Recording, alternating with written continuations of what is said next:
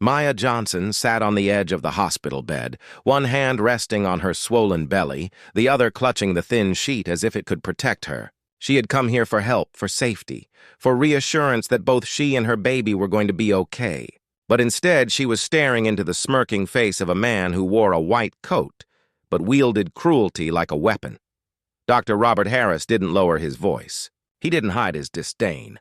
"You people," he sneered, flipping through her chart, "always come in late, always crying about pain. Maybe if you lived responsibly, you wouldn't be here in the first place." The words hit her like fists. The nurses shifted awkwardly, eyes dropping to the floor. Not one of them spoke. Maya swallowed hard, blinking back tears. She wanted to argue, to scream, but fear pressed down harder than the weight of her pregnancy. What she didn't know was that her husband was already on his way. And when Ethan Johnson walked through those hospital doors 15 minutes later, he wouldn't just defend his wife's honor, he would burn the doctor's entire world to the ground. This wasn't just a hospital visit. This was the beginning of a war. For weeks, Maya had been counting down to this day. At 7 months pregnant, every step, every flutter inside her belly carried both joy and fear.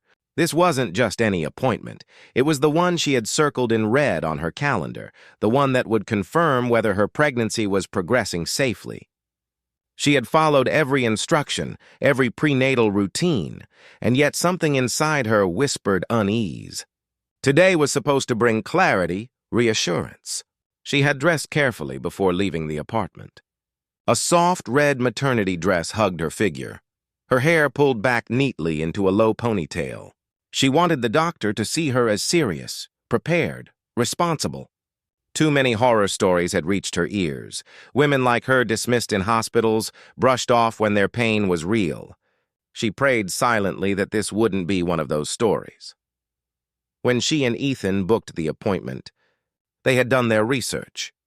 Dr. Robert Harris had glowing reviews online, praised for his decades of experience in obstetrics. But reputation on paper meant little to the gnawing anxiety in Maya's chest. This was her first child. She wanted compassion, not arrogance. Ethan had promised to be by her side, but work had called him into an urgent meeting. He hated leaving her alone, but Maya had insisted. She had no idea those words would echo bitterly in her mind later. The hospital waiting room smelled faintly of antiseptic and coffee. Mothers-to-be sat scattered in padded chairs, flipping through magazines, rubbing their bellies, whispering to partners. Maya sat alone, hands folded over her stomach, whispering reassurances to the little one inside. Her name was called. She rose, nerves tightening, and followed the nurse into a stark white examination room. Machines beeped faintly in the background. Posters of smiling families decorated the walls, but the air felt cold. She sat on the bed, legs dangling, trying to steady her breathing. Then the door opened. Dr. Harris entered with brisk steps, his silver hair combed neatly, his stethoscope dangling like a badge of authority. He didn't smile. He didn't introduce himself. He didn't even look at her right away. He just picked up the chart and muttered, "Johnson, let's see what we've got here." Maya tried to start with kindness. "Good morning, doctor. I've been having some—" He cut her off, eyes scanning the paper instead of her face. "Blood pressure's a little high. Typical." Her lips pressed together. She tried again. "I've also been feeling—" He exhaled sharply, lowering the chart at last to glance at her belly. His expression wasn't one of concern. It was judgment, cold, dismissive judgment. The subtle dread Maya had been carrying since she walked in sharpened into something heavier. She realized this wasn't going to be the comforting appointment she had hoped for. She shifted uncomfortably on the bed, fighting the instinct to defend herself. She could almost hear Ethan's voice in her mind. "If anyone disrespects you, don't let it slide." But alone, vulnerable, and already anxious, Maya kept silent. She had no idea that in just minutes the doctor's casual cruelty would cross, the line from cold professionalism to open humiliation, and that her husband's arrival would turn this sterile room into a battlefield. The examination room felt smaller, with every passing second. Dr. Harris leaned back in his chair, tapping his pen against the clipboard as though Maya's presence was a nuisance rather than a human being. "So, he said slowly, his eyes narrowing. Your last checkup shows, well, let's just say you're lucky nothing serious has happened yet. Maya's heart skipped. I've been careful. I've been following every instruction. The doctor waved her off. Careful? You people always think you know better. You come in here complaining, worrying over every little flutter. Maybe if you actually took care of yourselves, your babies wouldn't be at risk. The words landed like ice water. Maya's hands trembled, pressing over her belly instinctively. She had hoped for reassurance, for a doctor who would guide her, protect her. Instead, she felt exposed, shamed, and small. The nurse, a young woman with dark hair tied neatly in a bun, avoided eye contact, pretending to adjust a chart in the corner. Another nurse busied herself with instruments, but none intervened. Silence had become a weapon in this room, amplifying the doctor's cruelty. Maya tried again, softer this time.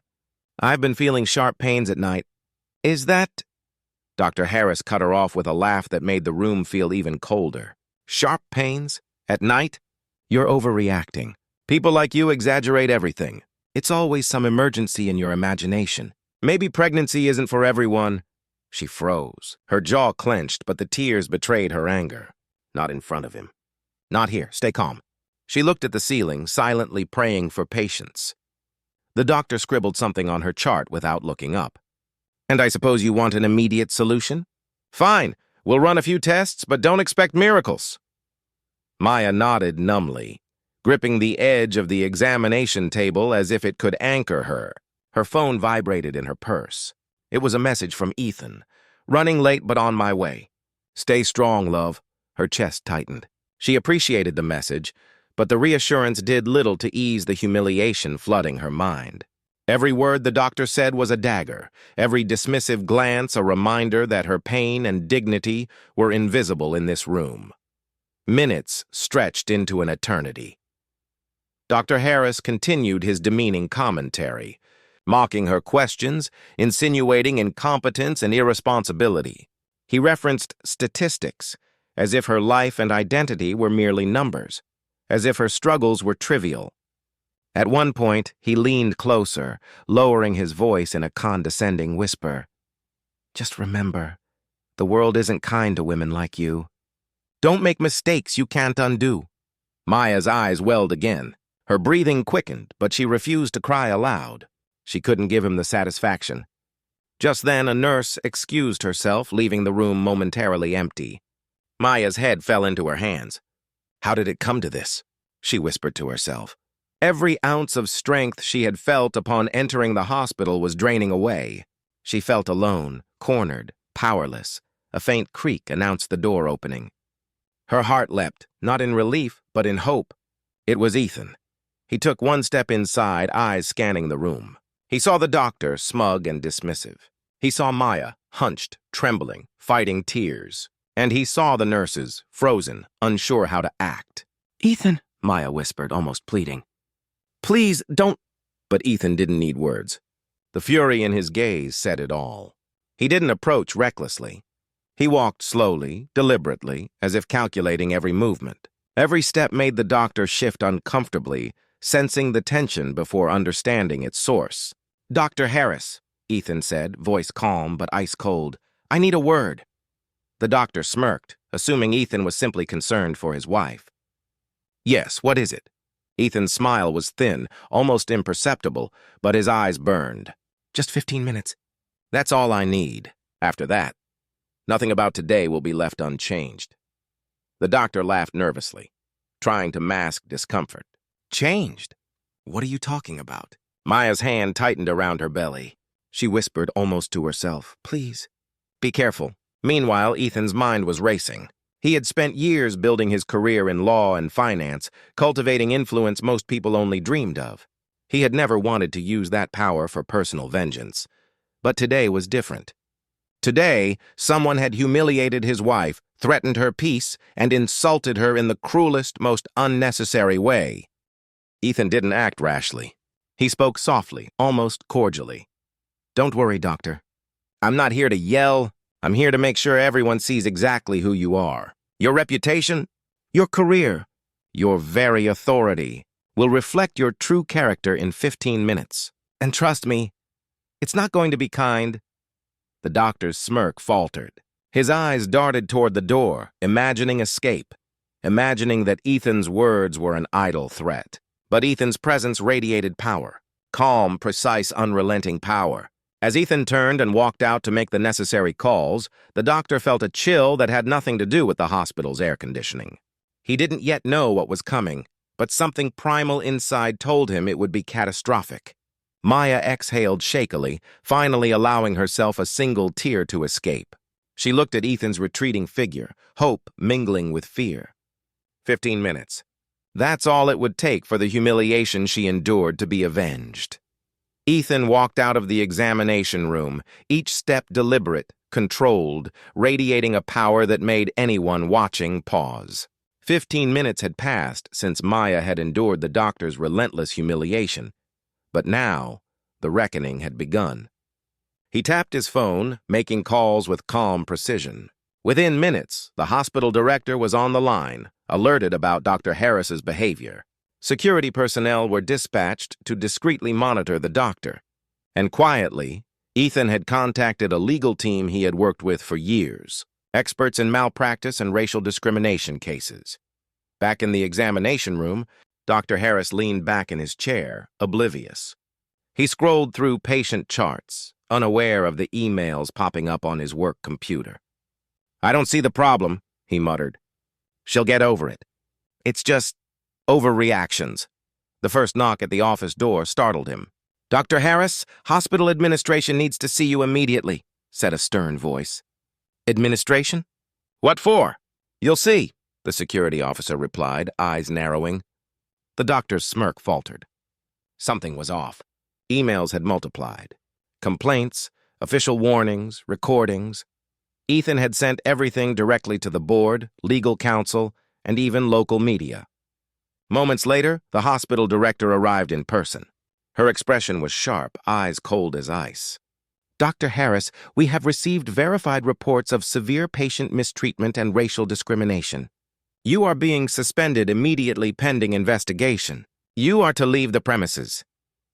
The doctor's face drained of color. Suspended? On what grounds? This is preposterous. Ethan entered then, standing tall, calm, almost serene. He didn't raise his voice. He didn't need to. The quiet confidence in his posture was far more terrifying than shouting.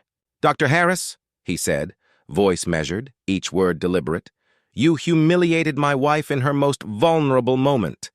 You made a mockery of her pain, and you thought no one would notice. 15 minutes, and everything you believed about this hospital, your career, and your authority will be shattered. I hope you find the time to reflect on that." The doctor's hands shook. I was only joking. It wasn't serious." Ethan shook his head slowly, almost pityingly. "Jokes have consequences. Your arrogance and racism will follow you out of this building, and it won't be pretty." Security escorted the doctor out as cameras, already notified by Ethan, captured the moment. Every employee who had ever witnessed his condescension now saw the culmination of his actions laid bare. The recording of his humiliating remarks was immediately circulated to the hospital board, legal counsel, and even local media. The humiliation that Maya had endured 15 minutes prior now unfolded in reverse, with Dr. Harris at the center. Colleagues whispered, some shocked, some vindicated. Emails buzzed, notifications pinged, his reputation collapsing in real time. Meanwhile, Ethan returned to the examination room. Maya, still trembling, looked up at him with wide, tearful eyes. She whispered, "It's done?" Ethan knelt beside her, hand gripping hers, fingers entwined with a protective, almost feral certainty. "It's done. He'll never humiliate you or anyone like that again." Her lips quivered in relief. I was so scared. I didn't know what to do." "You did everything right," Ethan reassured her. "You stayed strong." That was enough. "I just made sure the world saw the truth." The hospital room, once heavy with fear and humiliation, now felt calm, almost sacred. The harsh fluorescent lights no longer seemed oppressive. They reflected instead the soft relief on Maya's face as she rested against crisp, white sheets. Her belly, a symbol of life and hope, was no longer a source of anxiety, but a quiet reminder of resilience. Outside the room, the ripple effects of the confrontation had begun. Staff whispered in quiet astonishment, murmuring about the swiftness with which power had shifted. The doctor, once a figure of authority and arrogance, had been reduced to an emblem of accountability. News alerts and internal bulletins circulated rapidly, exposing the cruelty that had gone unchecked for years. Social media buzzed now with a mixture of vindication, disbelief, and hope. People shared the story, tagging friends, reflecting, debating, but most importantly, they bore witness. For Maya, the ordeal had left traces, deep impressions of fear and anxiety, but also a profound sense of empowerment. The humiliation she endured had been public, but so had the justice that followed. In a single afternoon, the scales had shifted. She understood with stark clarity the fragility and the power inherent in systems of authority. She realized how easily dignity could be threatened and how courage, even when paired with intelligence and strategy, could reclaim it. Ethan's presence had been more than protective. It had been transformative. He had not acted out of vengeance alone, but had wielded his influence with precision, ensuring the consequences were not personal theatrics, but systemic. Maya's reflection went deeper than her own experience. She thought of countless others, mothers, fathers, patients, professionals, who had silently endured similar indignities. The incident was not isolated. It was emblematic of a broader, persistent injustice. The doctor's downfall was dramatic, immediate, and satisfying, but the story lingered because it spoke to a universal truth. Racial bias, when unchecked, corrodes trust, safety, and humanity itself. She envisioned a world where courage could meet cruelty, where silent witnesses could become allies, and where accountability was not an exception, but the standard. This vision did not erase the scars, but it gave them purpose. Each tremor of fear in her body became a reminder that vigilance, action, and strategy were tools of resilience. Each tear she shed, once a symbol of humiliation, now represented survival and triumph. Even as the day faded into evening and sunlight softened the sterile hospital corridors, the impact of what had occurred radiated outward. A single act of bravery and decisiveness had not only restored personal dignity, but had sent ripples across a system, reminding everyone that injustice could be challenged and exposed. Maya's experience became a testament to the idea that oppression can be confronted, that those who underestimate the vulnerable often miscalculate, and that courage, intelligence, and love can recalibrate power in unexpected ways.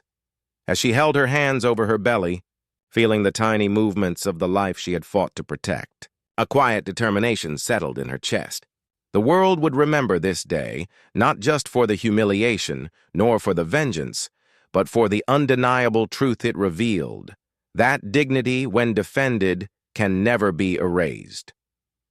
For every silent witness, every oppressed soul, the question remained, how many more injustices could go unchecked before courage, strategy, and resilience turned the tide?